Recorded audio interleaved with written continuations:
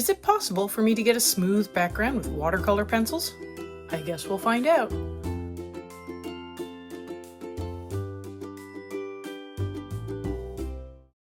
Hi everyone, welcome back, or welcome if you're new. I'm Catherine, the artist behind Bigelow Fine Arts. I'm working from Mythographic Color and Discover Voyage from Joseph Cadambang. The art is single-sided, which is great since I'm about to apply a bunch of water to this page. I also have a longer version up on Patreon if that is your thing. It comes out a week earlier than this shorter one. Sometimes I start with the background, sometimes I don't. This was one of those times where I started with the background. I wanted to try out some watercolor pencils I had and felt that this single-sided coloring book would be a great place to give them a try. I have a couple of watercolor pencils from both Faber-Castell and Derwent. I began laying down some color with the Faber-Castell pencils, and I did try to activate the color with odorless mineral spirits because I was hoping to not have to use water, which can buckle thin paper. Although this paper is not as thin as photocopy paper, it is definitely thinner than watercolor paper. But alas, that was not the case, and I had to use water. I did get a little buckling, but I did try to keep the water use to a minimum. I tried adding in a layer with the Derwent, which was a very similar color, but I found that it didn't lay down as nicely, so I switched back to Faber-Castell for the rest of the layers. I built up the layers trying to get a smooth finish, but I never really achieved that with the watercolor alone. But this is the power of using pencils in the same line. I came in with the same colors in polychromos, and I put down a layer over top the watercolor, and that gave me a nice smooth finish. Was it less work? Probably not. But it looks nice, so does it matter? The watercolor went down nicely and allowed me to be a little sloppy with less pressure, so maybe overall it was a win for my wrists. So in the end, I still had to build up layers and work the background to get a smooth finish. The takeaway here is there is no quick fix to smooth backgrounds when it comes to colored pencils. Pastels are a whole other ball of wax.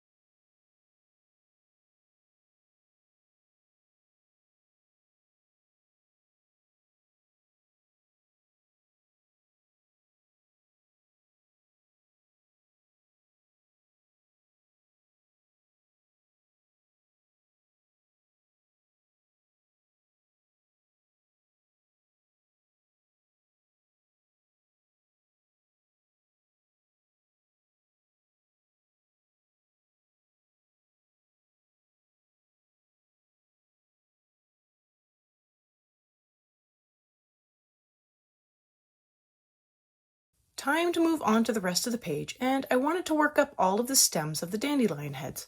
I figured they would be easy, but some of them are tiny, so maybe not quite so easy. Also, I did manage to get some of the blue background all over the edges. If I remembered to erase before adding water, I was able to lift the color. But if I went over with water, then it was harder to lift. I tried with the Tombow Mono eraser, and it didn't work. But the Faber-Castell colored pencil eraser did lift the color to a point. I had to be careful to not go too hard at it, as it is a rough eraser and will damage the paper, plus it does lift the line art too.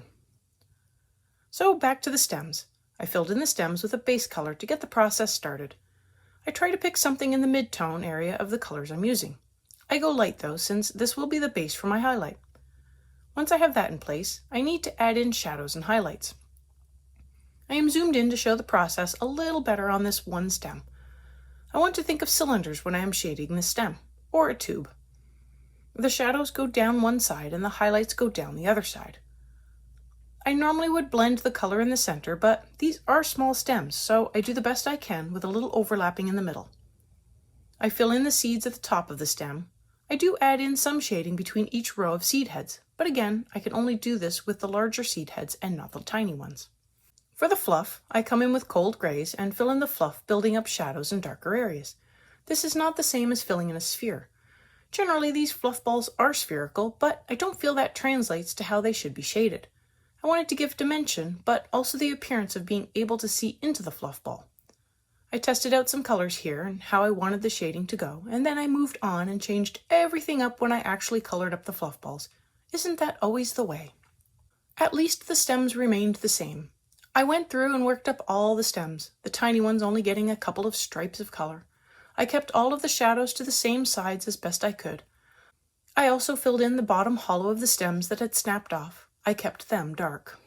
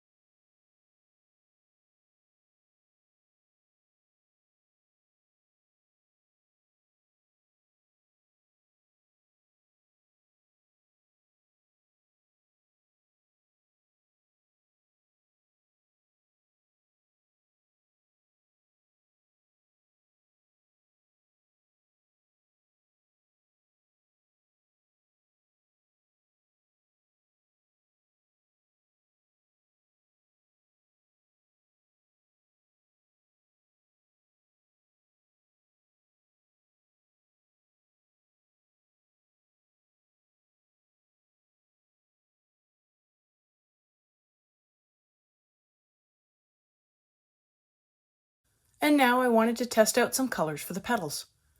I have this as a full real-time video that I will link above in case you missed it. I have the video zoomed in and I work my way through several colors to figure out how I want the petal to look. I want the petals to frame the lion, which is what appears to be happening. The lion is the center of the flower. Is it a dandelion or is it a dandy lion? So all of the petals are pretty much facing and framing the lion. So I want the shading to show this as much as possible.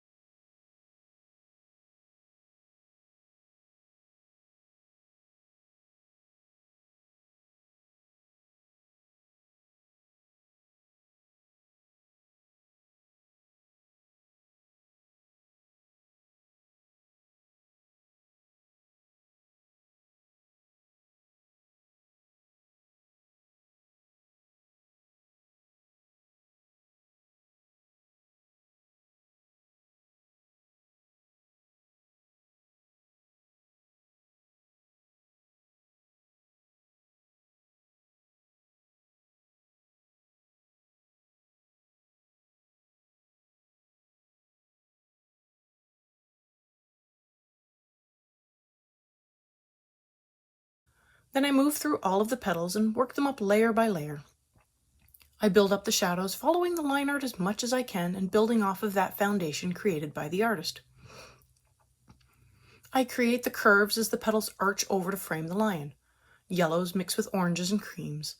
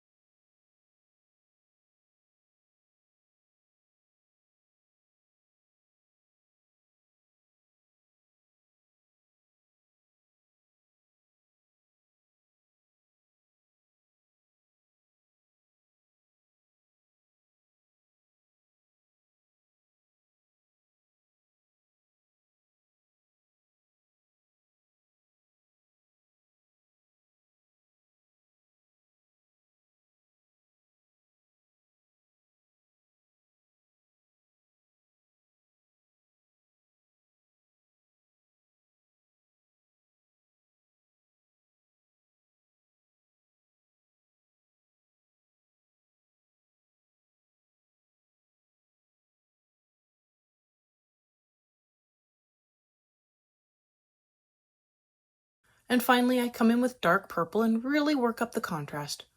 I thought the magenta was fine, but the nightshade purple was better. It really enriched and darkened the colors exactly how I wanted them.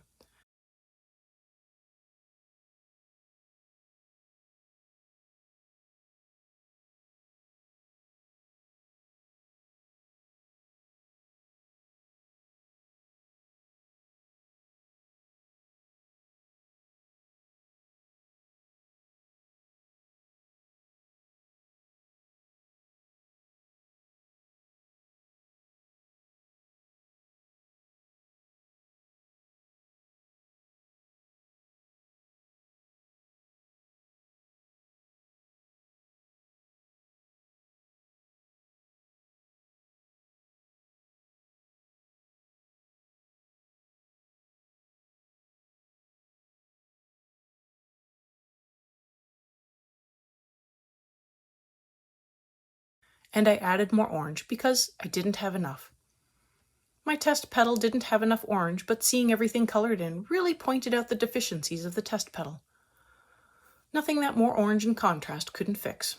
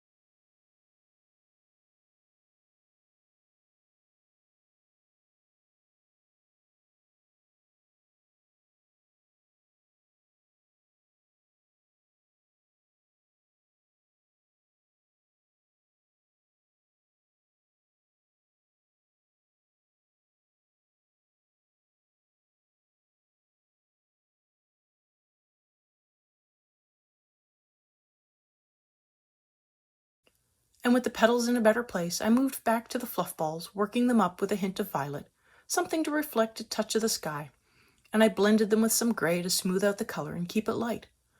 A few darker lines here and there to give a little texture. I am mindful to try to keep those shadow lines moving in the same direction that the lines of the fluff ball are moving. These will not be white, but against the darker background, they will have a whitish appearance, which is all I need.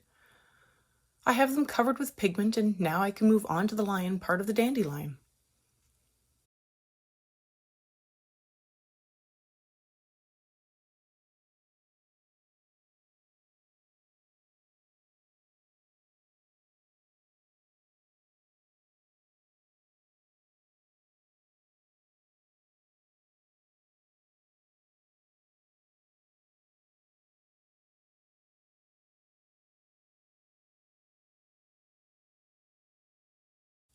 For this, I began with shadows, blocking them in first based on the line art. Then I expanded and added to them based on where I felt there should be shadows, where the petals were overlapping with the lion, under the chin, in the ear, or between the clumps of fur on the chin. I'll come back to those areas again and again, but with color, adding in more layers, darkening them up over time and increasing the contrast. From the pictures I scrolled through, many seemed to have the front muzzle lighter in color, but as I added the color and built up contrast, I found I wasn't liking how light the color was and how much it stood out against the rest of the lion. So I eventually darkened it to more match the rest of the color of the lion. And throughout the layering, I continued to add to the shadows and to unify the lion with the dandy part. I added in some oranges and purples, just like I used on the petals, all while continuing to blend in various browns and ochres to keep the color sandy.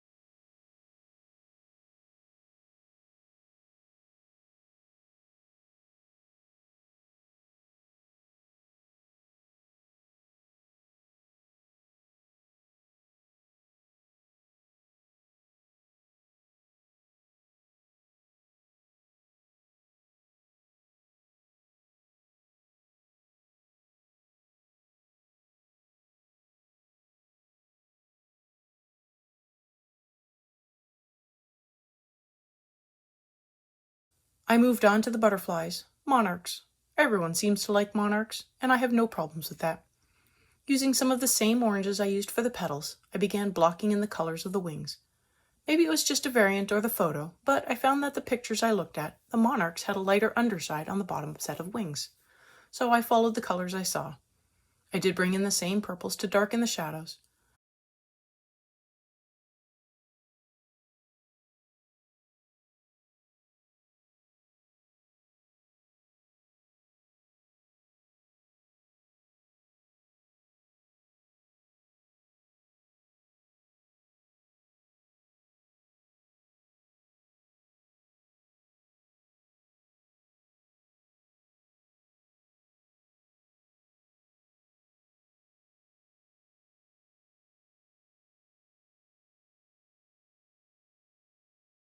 I moved on to the ribbons, completely ignoring the bodies of the butterflies.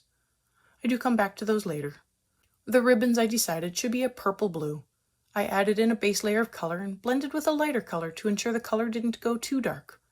I wanted to be able to add in some shading and give the ribbon a little dimension in the areas where it overlapped with itself. Only by keeping the color a little more to the light side could I actually do that. And I come back to the bodies, gray followed by black so they aren't too dark. For the little girl, I was reminded of a story I read once, Flora and the Very Windy Day, or something like that, and she wore purple, or so I recall. And as soon as I felt that this girl reminded me of the girl from the story, I couldn't unsee it. So she had to have purples and blues in her clothes. I put in the shading first. Best to get that established and out of the way. I filled in her coat and skirts, building up the layers so I didn't go too dark, but I want to make sure that I am filling in the paper and getting the shading just right.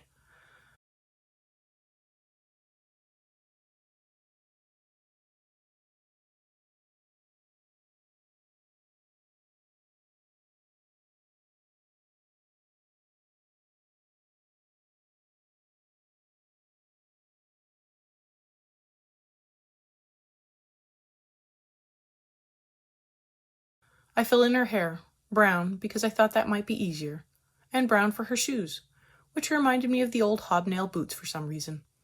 Might as well add in some color to her socks, fuchsias and pinks to match with her dress.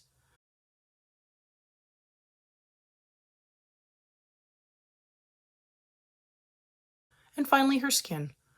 I put it off as I had never done skin before, but I felt that the amount of skin showing was minimal, so screwing it up would be hard. And I learned by doing. So I just grabbed some colors I felt would look good and made an attempt. And it is a small area. I think it turned out. A light hand helped me make sure I didn't put down too much of a color that might not have worked. I do feel like the colors I chose worked for this small area. I go through and do a little touching up, but for the most part, this is done. I have a better picture taken in full sun, probably not the greatest way to take pictures, but the colors are so much more vibrant and truer to what I see. The camera does tend to wash the color out a bit. Thanks for watching, and I hope you found this useful to your own coloring. If you did, please like and share so others can also find this video. If you haven't already, hit that subscribe button so you can catch the next page. It will be something from Kirby Rosanes. If you want more flowers or more butterflies, check out this video linked here, and until next time, happy coloring!